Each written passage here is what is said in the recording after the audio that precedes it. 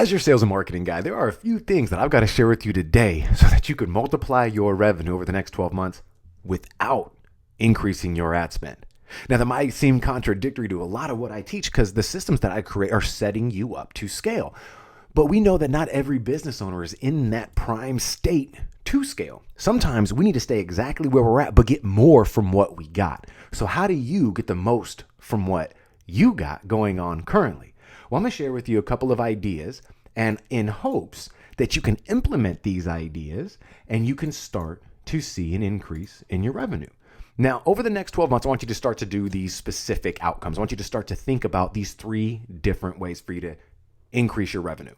Now, the first thing we got to focus on is lowering lead cost. If you're generating leads right now, those leads are supposed to be converting into customers. So obviously, we're going to be able to lower the lead cost would directly impact a lower acquisition cost. As long as everything else remained the same, lower the lead cost, lower the acquisition cost. Simple math, right? Well, how do we do that? How do we actually focus on lowering the lead cost? There are a couple of elements inside of this, but it's not too difficult. The first thing that you got to do is take over your market research. If doing this part stalls you from getting any result, then you can't be real upset about not seeing any result.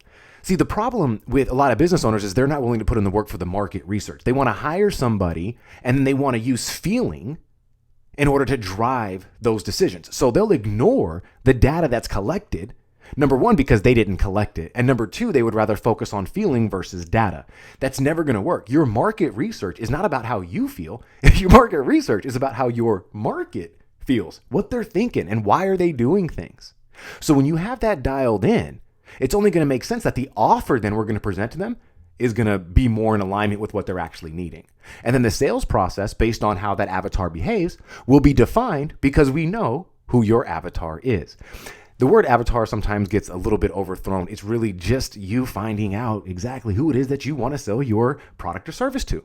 And when we have that definition, it's beyond what anybody can ever do for your marketing. Because a lot of the time, it's not even the marketing that's wrong. It's how you're speaking to that market that you know needs your service. So the market identification is true, but it's the communication aspect that needs some work. So with the right market research and the right offer and the right sales process, it could help you focus now on the next step, which is the message. The message now is going to be how you're interpreted from your market. We always think as business owners that we're in control of what people think about us, of what people are going to hear, read, see. That's not the case. People could see something with their own eyes and completely interpret it as something other than what the actual words mean. We have conversations with people all the time who will follow up with the word saying, well, that's not what it means to me. So you don't know exactly what words mean what to whom at any given time, which makes marketing so difficult to master, which is why there's never one size fits all. You've got to make sure that you understand the proper testing elements and why it's important to measure the data and then follow the data. So if we're just focusing still on lowering lead costs and we've done the market research, we understand that the message is going to be comprised of different hooks, angles, emotions versus logic, and then appealing to all the 5 stages of a buyer awareness. That's what we have to have set up. Once that's going, now you could focus on the actual platform where the message is going to be sent. So we have the Facebook, we have Instagram, Google, YouTube, we have all different types of media platforms that you can go to. Pinterest, right? Twitter, Snapchat, TikTok's out. So there's so many different avenues. LinkedIn, where do you begin? We've got to start with one, but the lowering of the lead cost, you could run the same exact campaign to generate leads on Facebook, run it on Google and see a decrease of 50%. You could run it on LinkedIn and see an increase of 300%. You don't know, and nobody really knows about your specific offer during, with your specific brand until you run the test. So there's no guessing. You never want to just assume. You want to put your money where your mouth is. And if you're not willing to invest in your own business, think about this. I always ask this to clients who are afraid to advertise. If you're afraid to invest into your own business with advertising, what makes you think other people will invest into your business? Right? Very little chance of that ever happening. So once we understand that we can do the market research, refine the message, and then put the message on the right platform, we can now focus on the next part, which is increasing buyer frequency. So if we could lower the lead cost, which is a direct relation to the cost per acquisition, focus on increasing the frequency is going to allow us to compound that result. So more people buying more often at less of a cost to you. That sounds like a win-win. Well, how do we add this in there? Well, the way you want to increase frequency is by adding an extra service that your clients or customers would usually buy from someone else immediately after doing business with you. So think about what you do and what you sell, and then where are they going immediately after they do business with you? Where are they going immediately before they do business with you? And if you can offer those particular services, you're going to obviously be more of a convenience, and you can charge more because of that convenience. So you can increase your premium by just adding more of those services that they would normally go and get on their own from another vendor, either before or after doing business with you. Now, number 2 to increasing frequency is a unique monthly recurring revenue model. So MMR, monthly recurring revenue. You want to create that model from your current client or customer base. You don't have to get new clients or customers for this. This is what the whole point of this strategy is, to make sure that you're using your existing resources. So if you're currently working with a handful of clients, or maybe a dozen, or maybe it's a couple hundred customers that you've got, the goal here is to say, okay, well, how many folks do I have that would actually buy from me on a monthly basis, whether or not we actually saw each other, whether or not there were additional services rendered. Right? So we have to make sure that we understand what the monthly recurring revenue model is going to be like. And for a lot of folks, like even for myself, if you're looking for an example, a monthly recurring model for me is going to be my academy, which is an online academy. But I also have a monthly recurring model with my agency service. So depending on how you structure your business is going to determine how often people are buying from you. Makes sense, right? So we have to increase that buyer frequency. One way to do that is by adding a monthly recurring model to your business. The last thing that I have for you in that particular column is going to be to start a more purposeful follow-up strategy.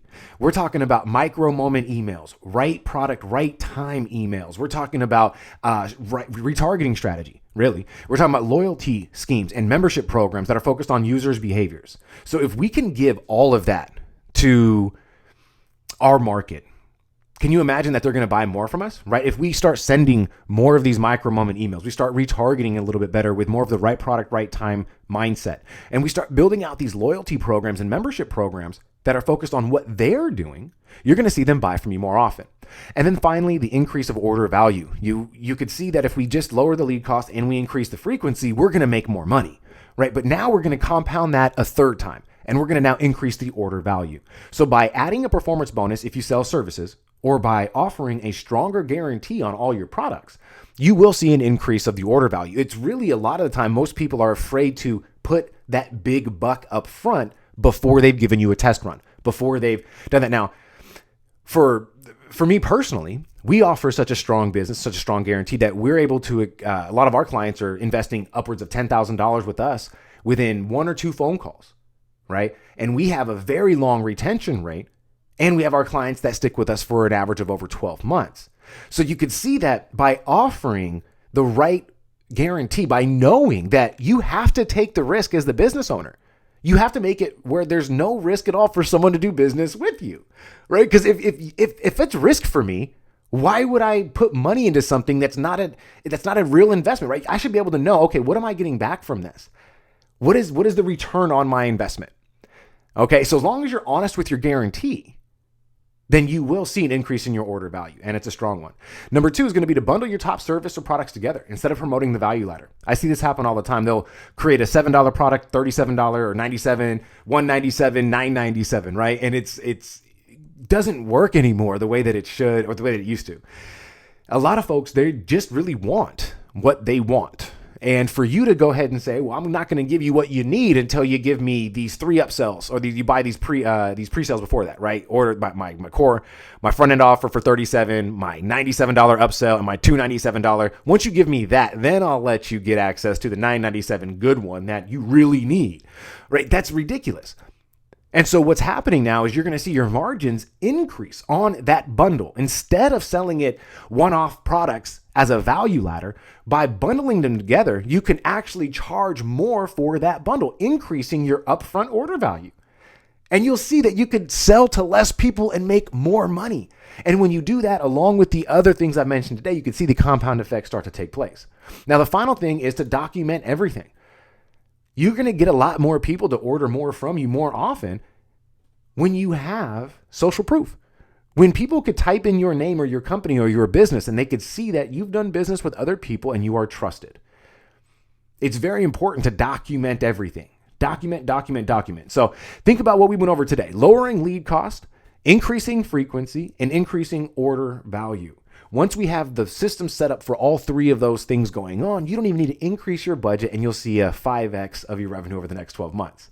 If you'd like to get some help with putting together the systems for this, go ahead and find the link or the button around this video and schedule a time to meet with either myself or one of my specialists, and we'll sit down with you. We'll hand over the plan to you, and we'll go through it with you step by step. All right, hope you had some fun watching this. They had a blast making it, and I'll see you on the next one. Take care.